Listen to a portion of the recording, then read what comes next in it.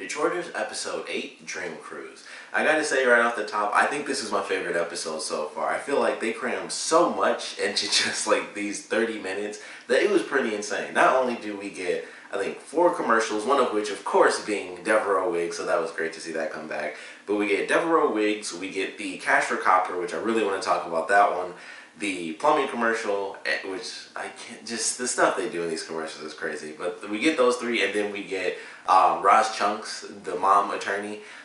Her scene was absolutely insane. Like, I couldn't believe the stuff that they were actually saying. With between her talking about like Simpsons porn and him, this 10-year-old kid talking about like busting a nut in a t-shirt, I was rolling because I was like, I can't believe they even like chose to wrote dialogue like that, and it was so funny to me. But they had some stuff of the actual Dream Cruise, something that oddly enough was fairly personal for me. The part where Sam and Tim are in the car and the dude comes up and he's like, get this piece of shit out of here. I kind of had a not remotely that intense of an experience, but I had a crappy car. Before the car I have right now, I had a Buick LeSabre, and it wasn't a crappy car. It's just once a car's in an accident, it looks crappy.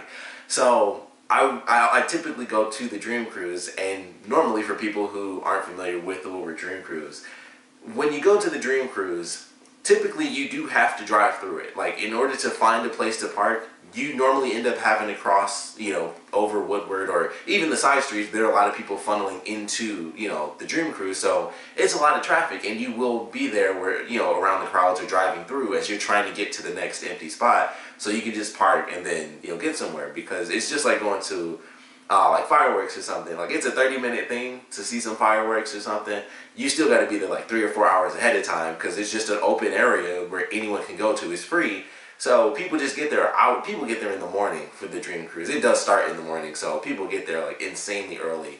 And it was just really funny. I had a crappy car. It was the same sort of experience where I didn't notice it, but my girlfriend did, because we were driving through, and she said she looked over at somebody, and he kind of looked at her like, because my car was messed up on the side that she was on, and it just looked crappy, and he kind of was like, like what the heck are you doing with this crappy car in the Dream Cruise? So when I saw that scene, it just made me laugh. I was like, I kind of went through that. Not as intense, of course, like nobody actually came up to the car. He probably would have if we were at a standstill. We were actually in motion though, but it just made me laugh so much, because I was like, I've definitely been through that on a much smaller scale, but I know that those people are out there. So that really made me laugh just because of that story.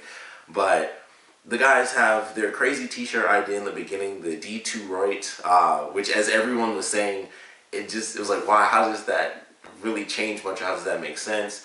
The woman that was interviewing them, she's actually a news anchor, which is insane that they got like an actual news anchor, so that was really cool.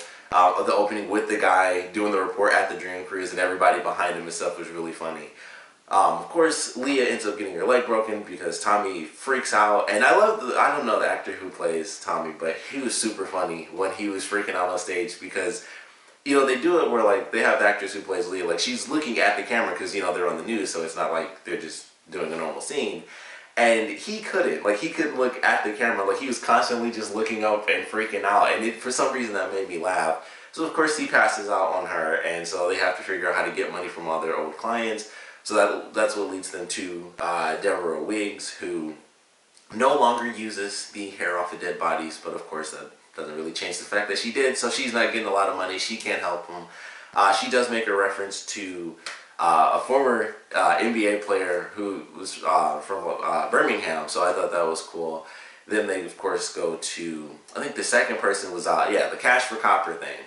So I don't know if that's super common in other areas, or if they did that because it is so specific to Detroit, but Cash for Gold is so freaking big here. It's insane. And it's so big, in fact, and I'm sure a lot of people will know this, but the show, I think I don't know because I don't watch it. It's either Hardcore Pawn or Pawn Stars. It's one of those two shows.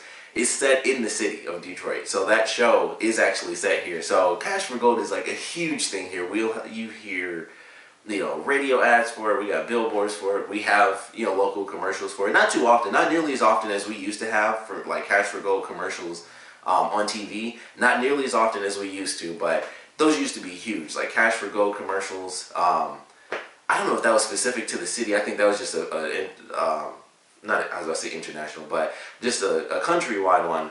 The one where like MC Hammer was in it or something. I don't think that was specific to the city, but it was a Cash for Gold store. So it was just crazy. The Cash for Copper thing was hilarious, and it was like, if you just happen to find copper in someone's house or something like that, legally we can't say we'll pay you for it, but we can wink. So they were super funny and saying all this stuff to Sam and Tim, like, we're up to our asses in debt on the books and stuff like that. So I love that because it was just really funny. I was like, man, the Cash for Gold thing is so big here. We actually have a TV show that's on, I'm pretty sure that's on like TLC or something. So it was just funny. I was like, yeah, the Cash for Gold thing is pretty big here. I don't know how big that is in other parts of the country and stuff, but I'm just like, yeah, we have that all over the freaking place. Cash for Gold. Of course, they changed it, the Cash for Copper, but it was really freaking funny. So I love that. The plumbing thing was hilarious because when they mentioned the guy, it was like, he said he'd kill us if he ever saw us again. I was like, it has to be because of the commercial. So the commercial starts playing. I'm like, okay, maybe it has something to do with the fact that they made him look really short, because he'll be next to like normal size objects and he'll look like really tiny. I was like, maybe it's because it was weird green screen or something, because they could have sized him up. Like he's next to a water heater and stuff, and he looks really tiny. It was just like, okay, that's just a that's that's no big deal. It's just a local commercial. And then it got to the end, and so I'm still thinking about the size thing where everything looks really giant next to him, and I'm like, okay, so yeah, he looks really tiny next to like a downward shot of a toilet. That looks weird. And then I looked at the toilet, and I was like, oh yeah, there's a piece of crap in the toilet. And just that whole conversation with that guy where he's mocking how they laugh and stuff, I love that scene too. So all the commercials were great. Like I said, the attorney, I liked her commercial because it was just like, especially where she said, were you accused of murder or have you had murder attempted onto you? It was such a weird way to phrase that. I don't know why, but that made me laugh. And then just that whole segment, I was just like, wow, I can't believe these are lines that they wrote for these people. But it was so funny, it had me laughing really hard. But love this episode, love getting to see the commercials. We got, like I said, a little bit of the Dream Cruise, which is pretty cool. The guy arguing with them about the car, and the song that they played, putting lipstick on the turd and stuff, was just really, really silly. So they're putting like, the silly flames on it and the little decal sticker, like the 2 stick figures and stuff like that. Really funny. So I certainly enjoyed this episode. Like I said, personally, I think it has to be my favorite. I feel like there were just so many moments in here that I really loved. So it was like, most of the episodes would be like, there's like 2 moments that like really stick out. This one, all the commercials stood out in their own really crazy way. Either it was just really funny or it was like a reference to the city. We do have a lot of, actually now that I think about it, there is a lot of attorney stuff that we have here in the city. Most famous being, the Bernstein family, but there's attorney Carl Collins III. That's a funny commercial. He is good. Which, I don't know. Obviously, some people watching this are going to get that reference, but for anyone who doesn't live in the city, sorry if you don't. But yeah, there's just a lot in this one that really got me. I think this is my favorite episode so far. It's super funny. Tons of references to the city. Cash for Gold, actual Dream Cruise. Deborah Wiggs came back. An actual news reporter was a news reporter in this episode. So they did a lot. I think this had the most references to the city that they've actually had in any other episode. But even outside of that, it was just hilarious. And the stuff with that woman and her son was just the funniest thing ever. I was like, wow, she's going into full-on detail about her son masturbating and watching like granny porn, and then going into Simpsons porn and describing that stuff.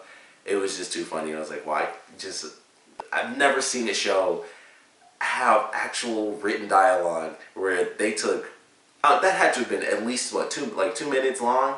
And it was just a woman talking about Simpsons porn. I was like, I've never seen that before in my life. So that was funny. Really enjoyed this episode. I recently saw, because I didn't know this, but there is going to be a season 2, so I'm really excited for that. We're getting an official season 2, so I would assume they'll be shooting probably in the next couple of months if they do it in the summer again. So that'll be cool. Maybe they'll be in the area, but go check them out or something. But really great episode. Of course, we'd love to know what you guys thought about it, so please comment below. Let me know your favorite parts about it, your least favorite parts about it. Of course, want to know which scene made you laugh the most, or what was your favorite reference to the city or anything like that. Just in general, want to know what you guys thought about this one, so please put your comments down in the comment section below. And of course, thanks for watching.